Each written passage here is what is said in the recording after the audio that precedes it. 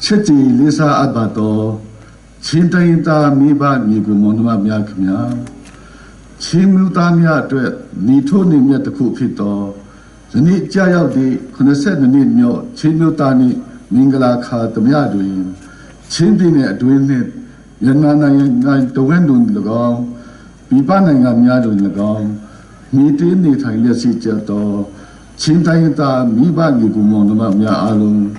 广州前大明个啦偏偏呢，比上家吧是将苏门港当列，那可是大阿巴嘞。韩国呀，你说是可呢，就那为啦利益呢对，人们那样的，你的下来奥嘛，罗拉人也是开比孬。韩国呀，你说可能可呢，会是欧洲国际看乌里呀，青衣呀公司，青衣呀产那呢，青衣呀文就都播报来开吧的。 青呀，他那的不是嘛？送龙安的礼品，青岛那的，新一片什么？比这些开的车，东边开的，不对的嘞，欧洲也是的韩国，democracy 欧洲也是的片，沙土人做啥开吧的？青呀，他那文字也配多，对比起来呀，青岛送生意个么成功，韩国呀，你说是可能。 February last year, Paisi Kabadi. To now, Tongoya Nisa Sekune, February last year, Land Building, Jimbadi, Lutongi Lakanai, but the direct Ocho years and Hongo,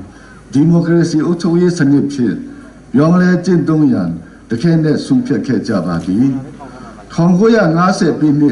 Autovala Kuyan Dinai, Jimbado, Chia Gongsi, Suiduin. ချင်းမျိုးသားတမိုင်း၌အရေးကြီးသောနေ့ရက်တရက်ဖြစ်သည့်အုပ်ချုပ်ရေးစနစ်ဟောင်းမှဒီမိုကရေစီအုပ်ချုပ်ရေးစနစ်တည်ပြောင်းလဲကျင့်သုံးရန်ဆုံးဖြတ်ခဲ့သည့်ဖေဖော်ဝါရီလ20ရက်ကို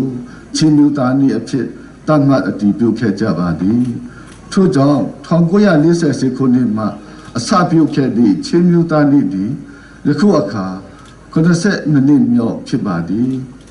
ချင်းမျိုးသားနေ့သည် ချင်းပြည်နယ်အတွင်း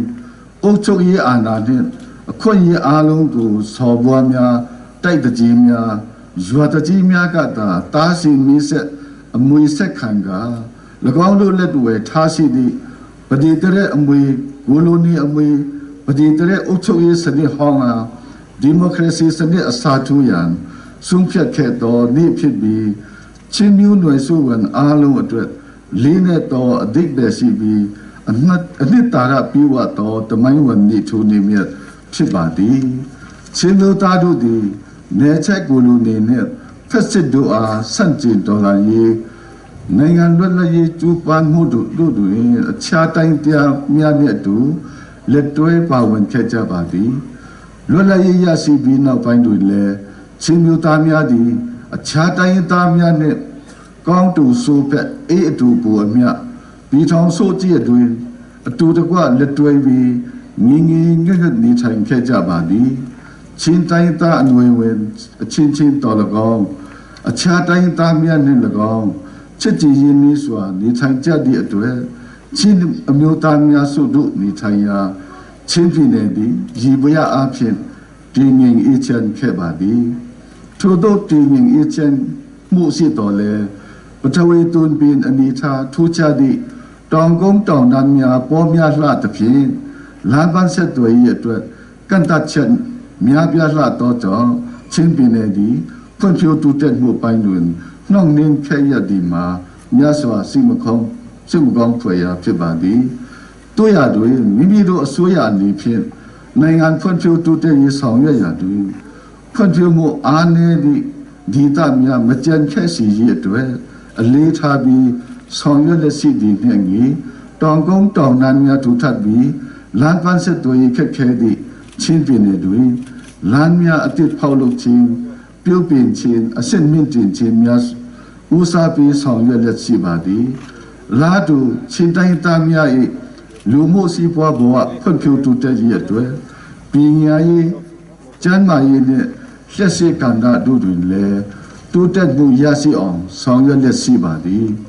ထို့သောဆောင်ရွက်ရာတွင်နိုင်ငံတော်အစိုးရပြည်내အစိုးရတို့နှင့်အတူချင်းတိုင်းသားပြည်သူများကလည်း လက်တွဲကြိုးပမ်းဆောင်ရွက်သွားကြရန်လိုအပ်ပါသည်နိုင်ငံတော်အစိုးရအနေဖြင့်တိုင်းသားလူမျိုးအသီးသီးတို့၏ထုံးတမ်းအစဉ်အလာများယဉ်ကျေးမှုရိုးရာဓလေ့ပွဲတော်များဘာသာစကားစာပေနှင့်တိုင်းသားအခွင့်အရေးများကိုဘုံမတိုးတက်ဖွံ့ဖြိုးစေရန်ရည်ရွယ်ချက်ထားဆောင်ရွက်လက်ရှိပါသည်တိုင်းသားမျိုးနွယ်စုများအနေဖြင့်လည်းမိမိတို့ဘာသာစကားစာပေယဉ်ကျေးမှုဓလေ့ထုံးတမ်းစဉ်လာများဖွံ့ဖြိုးတိုးတက်ပြီးမိမိတို့၏ရိုးရာယဉ်ကျေးမှုများမပြော့ပြတ်အောင်မြင့်တင်ထိန်သိမ်းရေးကျိုးပန်းဆောင်ရွက်သွားကြရန်တိုက်တွန်းလိုပါသည်မတူညီသောတိုင်းသားလူမျိုးစုတို့၏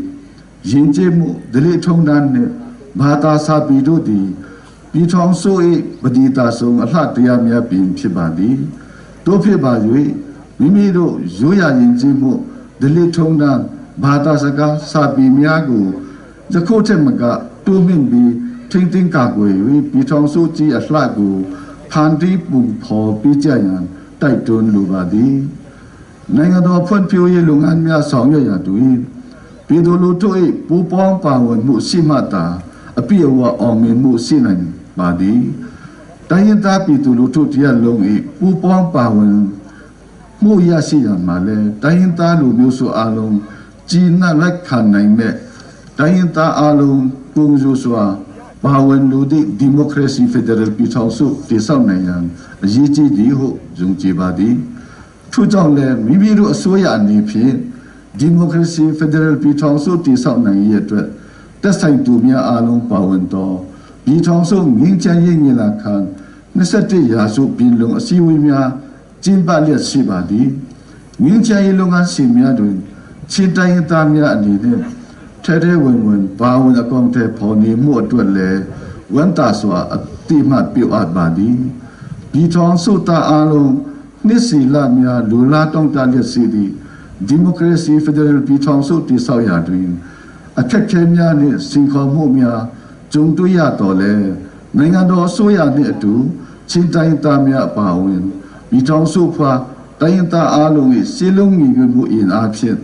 ကျော်လွှားနိုင်မယ်ဟုခိုင်မာယုံကြည်ထားပါသည်ဖွံ့ဖြိုးတိုးတက်သည့်ဒီမိုကရေစီဖက်ဒရယ်ပြည်ထောင်စုကြီးကိုအောင်မြင်စွာတည်ဆောက်နိုင်ရတဲ့အတွက်တိုင်းရင်းသားများအားလုံးစီစီလုံးလုံးညီညီညွတ်ညွတ်ဖြင့်လက်တွဲကြိုးပမ်းဆောင်ရွက်သွားကြရပါရန်တိုက်တွန်းလက်တဝန်လွှာပြပို့လိုက်ပါသည်အလုံးကျူးတင်ပါ